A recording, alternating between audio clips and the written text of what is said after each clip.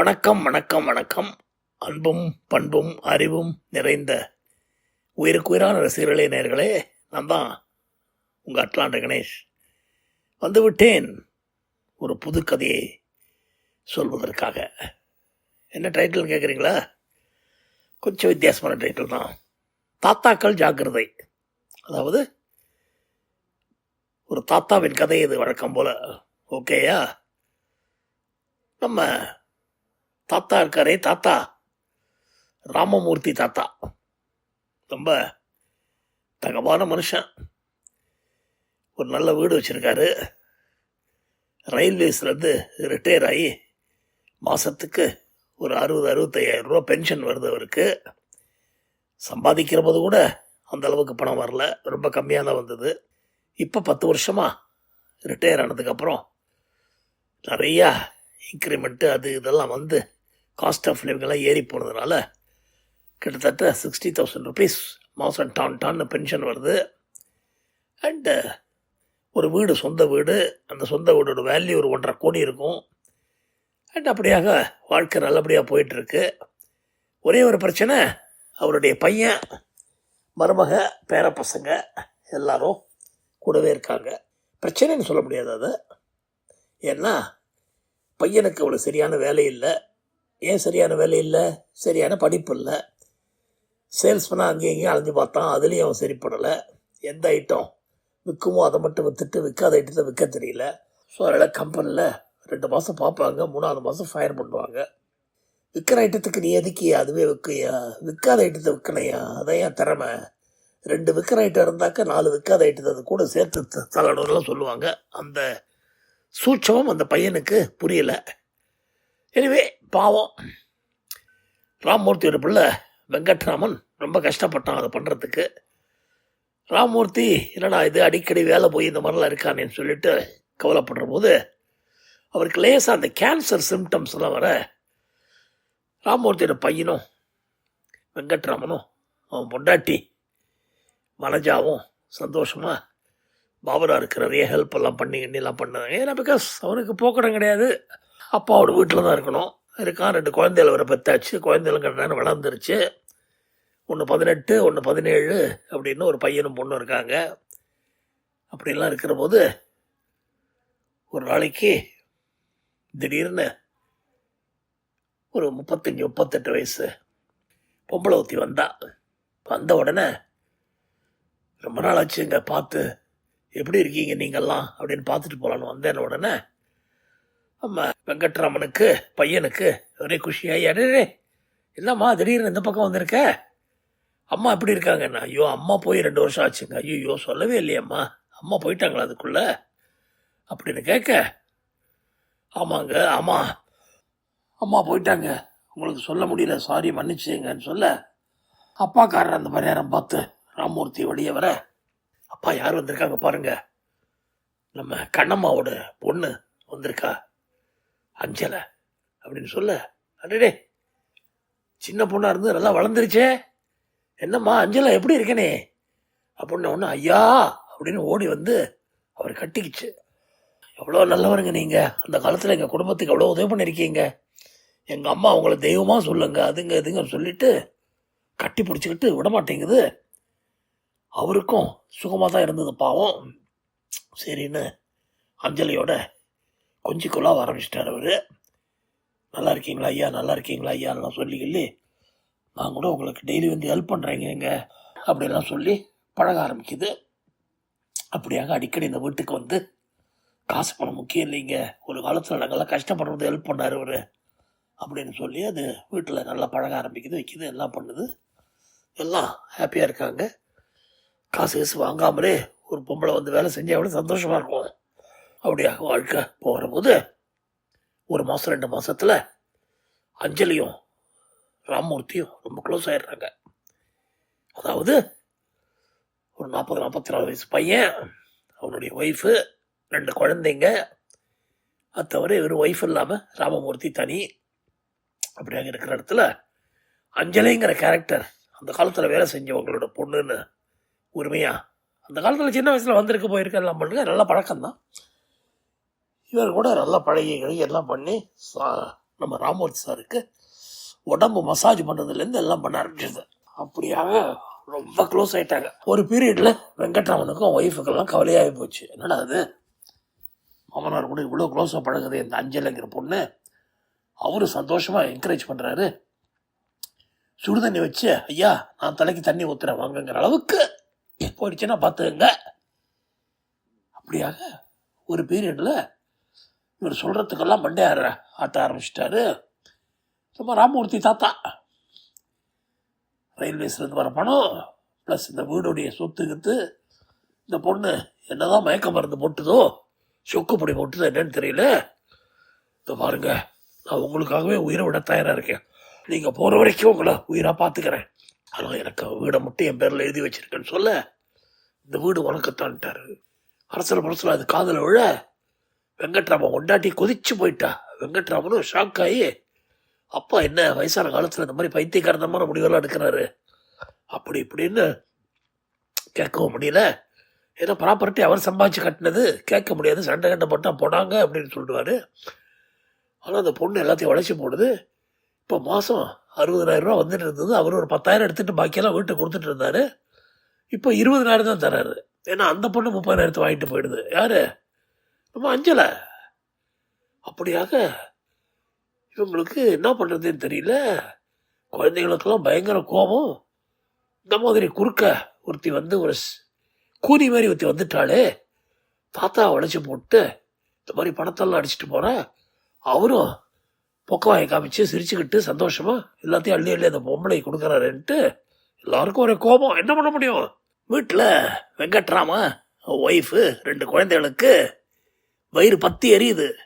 இல்லைனா இது இந்த அஞ்சலை தாத்தாவை அப்படியே கொஞ்சி கொஞ்சி பேசி மயக்கி உனக்கு உதவி பண்ணுறேன், அதை பண்ணுறேன், இதை பண்ணுறேன், ஃப்ரீயாக வந்து உனக்கு இந்த வீட்டில் வேலை செய்கிறேன்லாம் சொல்லிவிட்டு இப்போ சொலையா மாதத்துக்கு ஒரு 30,000 வாங்கிட்டு போயிடுது.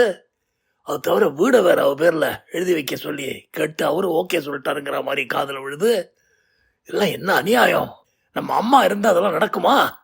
அப்பா பாட்டுக்கு 15 வருஷத்துக்கு முன்னாடி இந்த கழுத்தை விட்டுட்டு போனதுனால தானே இந்த கழம் பிள்ளை இல்லா வீட்டில் துள்ளி குதிக்கலாம் கழங்கிற மாதிரி விளையாடுது. கேட்கவும் முடியல, சொல்லவும் முடியல. கேட்ட பழைய பந்தம், இவன் அம்மாலாம் நம்ம வீட்டுக்கு உழைச்சி கொட்டியிருக்கா, இதுங்களும் சின்ன குழந்தையா இருக்கிறது வந்திருக்குது அப்படி இப்படின்னு சொல்லிட்டு அவளோட தங்கச்சி வேற ஒன்று உண்டு. அப்படிங்கிற போது என்ன பண்ணுறது ஏது பண்ணுறதுன்னு தெரியாமல் நம்ம வெங்கட்ராமா ஒய்ஃபு பசங்கள்லாம் முழிக்கிறாங்க. ஆனால் இதுக்கு ஒரு முற்றுப்புள்ளி வச்சே தீரணும் அப்படிங்கிற ஒரு கட்டம் வருது. ஏன்னா பசங்கள்லாம் காலேஜுக்கு போகிற வயசு வந்தாச்சு, எல்லாத்துக்கும் எக்கச்சக்க செலவு இருக்குது. தாத்தா பாட்டுக்கு பணத்தை தூக்கி அவள்கிட்ட கொடுக்குறா, வீட்டுக்கு செலவுக்கு ஒன்லி 20,000 சொன்னால் என்ன பண்ணுறது? அப்பனுக்கும் வேலையும் கிடையாது, வெட்டியும் கிடையாது, வெட்டியாக உட்காந்துட்டு உடம்ப வளர்த்துக்கிட்டு இருக்கான். அப்போது ஒரு நாள் இவங்க அப்படின்னு ரூம் பக்கமாக போகிறபோது வெங்கட்ராமனும் ஒய்ஃபும் அஞ்சலை நம்ம ராமமூர்த்தி தாத்தாவுக்கு போதனை செய்கிறத கேட்டுட்டு இருக்காங்க. காதில் விழுது. ஏங்க என்னங்க அநியாயமாக இருக்குது? உங்கள் பையனுக்கு 44 வயசு தான் ஆகுது, இளம் வயசு. நீங்கள்லாம் 58-60 வயசு வரைக்கும் உழைச்சி சம்பாதிச்சு எல்லாம் பண்ணி சிக்கனமாக இருந்து குடும்பத்தை காப்பாற்றினீங்க. இப்போது அந்த ஆள் வேலைக்கும் போகிறதில்ல, வெட்டிக்கும் போகிறதில்ல, சும்மாவே வீட்டில் உட்காந்துட்டு இருக்காரு. அதுவும் நீங்கள் கட்டின வீட்டில் சும்மா ஓசியில் இருந்தால் எப்படி வேலைக்கு போகணும்? அவர் என்ன நினச்சிட்டு இருக்காரு? நீங்கள் எப்படி இந்த மாதிரி சின்ன வயசுலேருந்தே அந்த ஆளை விட்டீங்க? அதனால தான் கொழுப்பு ஏறி போச்சு உடம்புல. அந்த ஆளுக்கு ஒரு உழைக்கணும், உடம்பு உழைச்சாதான் உடம்பு வணங்கணும். அதுக்கு அப்படிலாம் சொல்லி இல்லி போதனை பண்ணி எப்படியாவது வேலைக்கு போகிற வழியை பாருங்கள். அந்த 20,000 கொடுக்குறீங்களே அதையும் கட் பண்ணுங்க. அப்போ தான் அந்த ஆளுக்கு புத்தி வரும், எங்கேயாவது வேலைகள்லாம் தேடுவார். வீட்லேயே பாருங்கள் உட்காந்துக்கிட்டு டிவியை பார்த்துட்டு இருக்காரு, இல்லைனாக்கா ஏதாவது வம்பு பேசிக்கிட்டு இருக்காரு. ரொம்ப அநியாயமாக இருக்குது. இந்த மாதிரி ஒரு ஆம்பளையை நான் பார்த்ததே கிடையாது. நல்ல காலம், கெட்ட வழக்கெல்லாம் ஒன்றும் இல்லை, ஏதோ வாரத்துக்கு ஒரு நாள் கொஞ்சம் குடி பார்க்குறேன், அவ்வளவுதான். ஆனால் இந்த மாதிரிலாம் விடாதீங்க. அவரும் சரி அவர் ஒய்ஃபும் சரி 2 பேரும் உழைச்சா என்ன கேடு? 2 குழந்தைங்களும் வளர்ந்துருச்சு. இப்போ எல்லாத்துக்கும் உங்களே நம்பி இருக்கணும்னா நல்லா இருக்காது. புருஷ லட்சணம் என்ன? உத்தியோகம் தானே புருஷ லட்சணம். அது இதுன்னு சொல்லி அஞ்சலை அட்வைஸ் பண்ணுது தாத்தாவுக்கு. தாத்தாவும் அவா தப்பு பண்ணிட்டேன். என்ன தப்பு? வாழ்க்கையில் ஒரு தடவை தான் வாழணும். 40 நாள் ஒன்றும் வயசான ஆளு கிழ இல்லை, சின்ன பையன்தான் அவரும். அவருக்கு கொஞ்சம் சொல்லி இது பண்ணி வேலைக்கு போய் வைங்க அப்படிலாம் சொல்ல ஷாக் ஆயிடுறாங்க வெங்கட்ராமனும் வெங்கட்ராமன் ஒய்ஃபும். ரூமில் போய் கதவை சாத்திக்கிட்டு பார்த்தீங்களா அந்த பொண்ணு எப்படிலாம் தூபம் போடுதுன்னு. இந்த வயசுக்கு மேலே நீங்கள் வேலைக்கு போனோமா, நானும் வேலைக்கு போனோமா, பசங்கள்லாம் நம்ம சம்பாத்தியத்தில் வளர்க்கணும்னு சொல்லுது அப்படின்னு சொல்கிற போது திருதுருன்னு முழிக்கிறான் வெங்கட்ராமன். அவ்வளவுதான். அப்பா ஒரு நாள் கூப்பிட்டு, இதை பாருப்பா, சின்ன வயசுலேருந்தே ஒன்று சரியாக வளர்க்காம விட்டேனா, ஊரெல்லாம் சொல்லி சொல்லி காட்டுறாங்க. அஞ்சலை சொன்னது ஊரெல்லாம் சொன்னதா இது, இந்த கிழப்புலாம் சொல்லுதுன்னு சொல்லிட்டு என்ன பண்ணுன்றீங்க அப்பா? இதை பாரு, சும்மா வீட்டிலே உட்காந்துக்கிட்டு பொழுது போகாமல் டிவியை பார்த்துட்டு அதை பார்த்துட்டு இதை பார்த்துட்டு வம்பு பேசிக்கிட்டு அதெல்லாம் செய்யாமல் உருப்படியாக ஏதாவது வேலையை பார்க்கப்பா போ. இந்த வயசு தான் ஒன்றும் கிழ இல்லை, எங்கே தான் நீ ஏதாவது வேலைகளை தேடி மாதம் ஒரு 10-20,000 ரூபா சம்பாதிச்சுட்டு வர வழியை பாரு. நீ 20,000 ரூபா சம்பாதிச்சா நான் 20,000 கொடுப்பேன், 30,000 சம்பாதிச்சா 30,000 கொடுப்பேன் அப்படின்னு சொல்ல அவனுக்கு உடம்பெல்லாம் ஜிவுன்னு. எப்படி சம்பாதிக்கிறது, என்ன வேணா பண்ணுடா, கூலி வேலை பண்ணால் கூட இன்றைக்கி 600-700 ரூபா கிடைக்குது, 30 நாள் கூலி வேலை பண்ணால் 18-20,000 ஆகிப்போச்சு. அது தவிர வேறு மற்ற எவ்வளோ நல்ல வேலைகள் இருக்குது, அதில் ஏதாவது 4 பேர்ட்டு போய் பார்த்து பேசி இந்த மாதிரிங்க 2 குழந்தைங்க இருக்குது, பொண்டாட்டி இருக்கா, அவங்களுக்கெல்லாம் சோறு போடணும், வீட்டுக்கு வாடகை கட்டணும், அதை கட்டினதுக்குன்னு சொல்லு. வாங்கி திறந்து பேசி வேலையை வாங்குறது என்ன கஷ்டமா? அந்த காலத்தில் நாங்கள்லாம் எவ்வளோ கஷ்டப்பட்டு ரயில்வேஸில் ஜாயின் பண்ணுறதுக்கு முன்னாடி நான் என்னென்ன வேலை செஞ்சுருக்கேன் தெரியுமாடா? அப்படிலாம் சொல்லி எல்லாம் பண்ண இவனுக்கு ஒன்று புரிஞ்சு போச்சு. நம்ம பணம் கொடுத்தா தான் அப்பா அதுக்கு ஈக்குவலண்ட்டாக காம்பன்சேட் பண்ணுவார் அப்படிங்கிற மாதிரி ஒரு கொக்கியை போட வேறு வழியே இல்லாமல், இந்த பார் உனக்கு 30 நாள் டைம் தரேன், அதுக்கப்புறமா டைம் தரமாட்டேன், இந்த 30 நாளுக்குள்ளே வேலையை பார்த்து நீ அடுத்த மாதத்துலேருந்து சம்பாதிச்சு பணத்தை கொடுத்தா தான் அதுக்கு ஈக்குவலண்ட்டாக நான் பணம் கொடுப்பேன்னு சொல்ல அங்கே இங்கே அலைஞ்சி தெரிஞ்சு என்ன பண்ணுறது, வேறு வழி இல்லையே.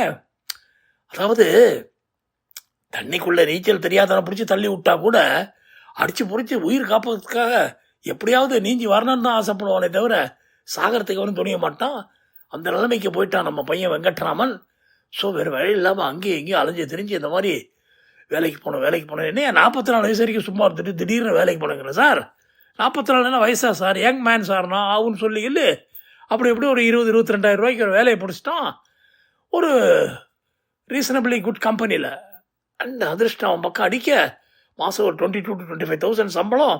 அப்பா கிட்ட வந்து, அப்பா பார்த்தேலா அதெல்லாம் சொன்னீங்களே, எப்படி சொன்னீங்களே உங்கள் பையனுடைய திறமை உங்களுக்கு தெரியல, 22,000 ப்ளஸ் அலவன்சஸ்லாம் இருக்குது எனக்கெல்லாம் சொல்ல.